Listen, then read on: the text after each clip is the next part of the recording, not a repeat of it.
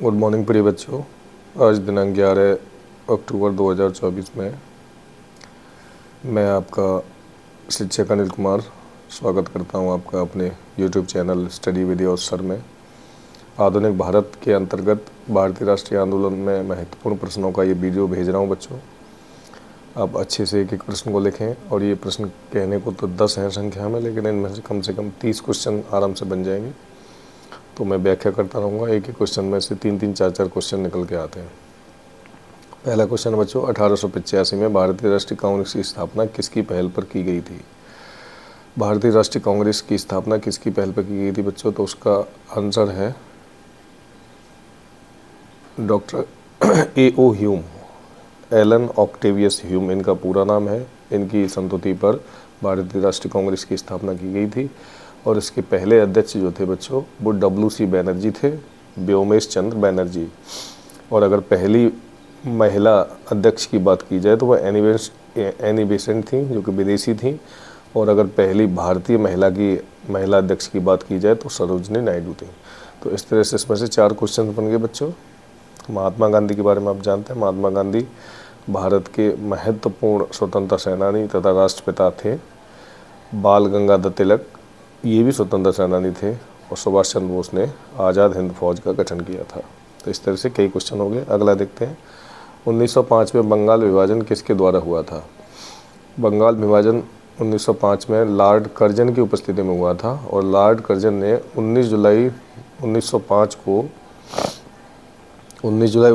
को बंगाल को 2 भागों में बांट दिया, पूर्वी बंगाल तथा पश्चिमी बंगाल में। 19 जुलाई को उन्होंने ये नोटिस दिया था कि बंगाल का विभाजन होगा और 16 अक्टूबर 1905 को, यानी उसी वर्ष 16 अक्टूबर को इसे लागू कर दिया। बच्चों, इसका पुनर्गठन किया था लॉर्ड हार्डिंग ने। लॉर्ड हार्डिंग ने इसे पुनः दोबारा से एक ही प्रांत बना दिया बंगाल। इससे पहले बंगाल को 2 भागों में बांटा था लॉर्ड कर्जन ने और उससे पुनर्गठन किया था 12 दिसंबर 1911 को लॉर्ड हार्डिंग ने। आगे देखते हैं, ऑल इंडिया मुस्लिम लीग की स्थापना कब हुई? इसमें हो सकता है मिस प्रिंट हो, कुछ मिस टाइप हो, तो आप मेरे सुनने पर ज़्यादा फोकस करना, देखने पर कम। तो बच्चों, ऑल इंडिया मुस्लिम लीग की स्थापना हुई थी 1906 में, 30 दिसंबर 1906 में। ढाका बांग्लादेश की राजधानी है ढाका, वहाँ पर इसकी AIML की स्थापना हुई थी, ऑल इंडिया मुस्लिम लीग। इसके जो संस्थापक थे वो सलीमुल्लाह खां ने एक सम्मेलन में इसकी घोषणा की थी। पहले अध्यक्ष थे आगा खां, जो कि आगा खां पहले अध्यक्ष थे और पहला अधिवेशन हुआ था पंजाब में, यानी पहली बैठक हुई थी मुस्लिम लीग की पंजाब में। 1906 में स्थापना हुई ढाका में, बांग्लादेश के शहर में। बांग्लादेश को पूर्वी पाकिस्तान भी कहा जाता है। आगे देखते हैं, कांग्रेस नरम दल और गरम दल में कब और किस अधिवेशन में विभाजित हुआ? बहुत ही महत्वपूर्ण क्वेश्चन है परीक्षा की दृष्टि से बच्चों। ये अधिकतर विभिन्न परीक्षाओं में रिपीट हुआ है क्वेश्चन।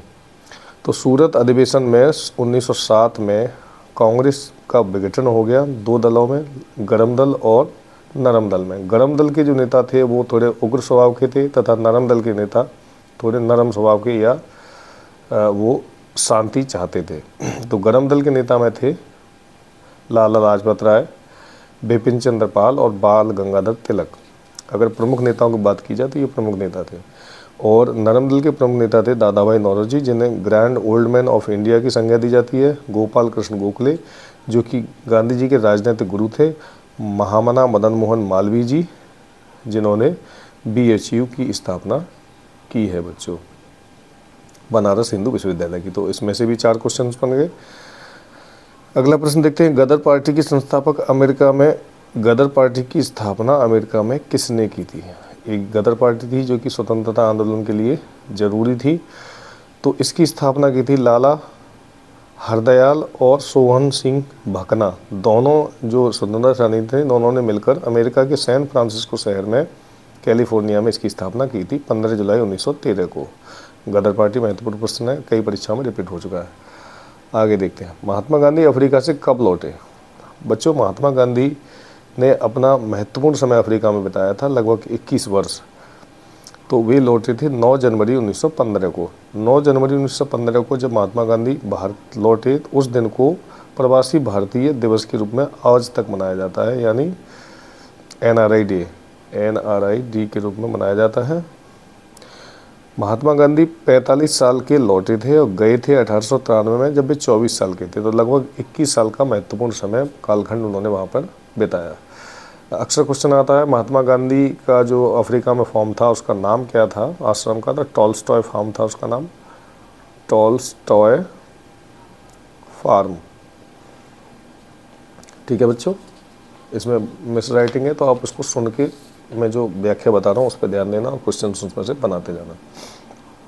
अगला क्वेश्चन देखते हैं, होम रूल आंदोलन का नेतृत्व किसने किया था? बहुत ही महत्वपूर्ण प्रश्न परीक्षा की दृष्टि से। होम रूल आंदोलन का नेतृत्व किया था एनी बेसेंट और बाल गंगाधर तिलक, दोनों ने मिलकर किया था।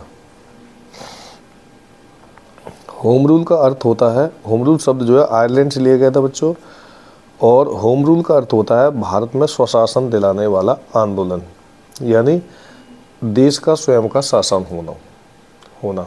आगे देखते हैं, गांधी जी ने 1917 में भारत में सबसे पहला सत्याग्रह कहाँ किया था? गांधी जी सत्याग्रह करने के लिए बहुत प्रसिद्ध थे। उन्होंने पहला सत्याग्रह चंपारण बिहार में किया था। चंपारण में, बिहार का एक जिला है चंपारण, वहाँ पे किया था। और चंपारण 2 भागों में बटा हुआ, पूर्वी चंपारण और पश्चिमी चंपारण। इसका कारण क्या था बच्चों, समझते हैं। बिहार के चंपारण जिले में नील उगाने के लिए किसानों को यूरोपीय कंपनियों द्वारा मजबूर किया जा रहा था और उनसे कहा जा रहा था कि आप 3/20 हिस्से पर नील की खेती करें। नील की खेती करने से ज़मीन की उपजाऊ शक्ति खत्म हो जाती है, जिससे किसान विद्रोह कर रहे थे या वो ऑब्जेक्शन कर रहे थे करने के लिए। और 3/20 हिस्से पर जो नील उगाया जा रहा था उसको तिनकठिया प्रणाली कहा गया। देखो यहाँ से महत्वपूर्ण प्रश्न आता है, तिनकठिया प्रणाली क्या थी? 3/20 हिस्से पर नील की खेती करने को ही तिनकठिया प्रणाली कहा गया। आगे देखते हैं, रॉलेट एक्ट का उद्देश्य क्या था? रॉलेट एक्ट को काला कानून भी कहा जाता है बच्चों। 1919 में ये पारित हुआ था। तो रॉलेट एक्ट का जो उद्देश्य था, सरकार द्वारा बिना मुकदमा किए लोगों को, स्वतंत्रता सेनानी को या किसी को भी अरेस्ट कर लेना, इसका ये उद्देश्य था। ये इसीलिए काला कानून इसे कहा गया क्योंकि ये कानून की दृष्टि से कहीं भी ठीक नहीं था। 6 फरवरी 1919 को यह लागू हुआ था। ब्लैक एक्ट, इसे काला कानून भी कहा जाता है। महात्मा गांधी की उपस्थिति में, लॉर्ड चैम्सफोर्ड की उपस्थिति में इसके कार्यकाल में इस काले कानून को लागू किया गया। और महात्मा गांधी ने इसका विरोध किया था बच्चों, यहाँ समझ लीजिए आप। 6 फरवरी 1919 को काला कानून लागू हुआ और महात्मा गांधी ने विरोध किया और लॉर्ड चैम्सफोर्ड के कार्यकाल में ये इम्प्लीमेंट किया गया था। अगला क्वेश्चन है महत्वपूर्ण प्रश्न, कई बार परीक्षा में पूछा जा चुका है। जलियांवाला बाग हत्याकांड कब हुआ? तो 13 अप्रैल 1919 को जलियांवाला बाग हत्याकांड हुआ बच्चों। और इससे महत्वपूर्ण कई प्रश्न बनते हैं उसमें से। देखिए, जलियांवाला बाग हत्याकांड के दिन कौन सा दिन था? तो बैसाखी का दिन था। पंजाबी सिखों का एक त्यौहार होता है बैसाखी, उसका। कौन से शहर में हुआ था? अमृतसर में। भयानक नरसंहार हुआ था, सैकड़ों लोग मारे गए थे। हुआ ये था कि निहत्थे भारतीय आंदोलनकारियों पर या जनता पर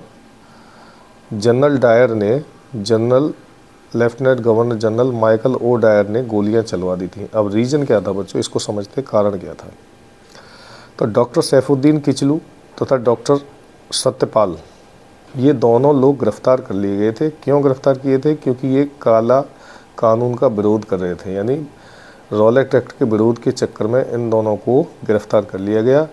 इन दोनों की गिरफ्तारी को रिवोक करने के लिए, उन्हें वापस लाने के लिए जलियांवाला बाग में लोग आंदोलन कर रहे थे, शांतिपूर्वक बैठ के आंदोलन कर रहे थे, शांतिपूर्वक बैठकर।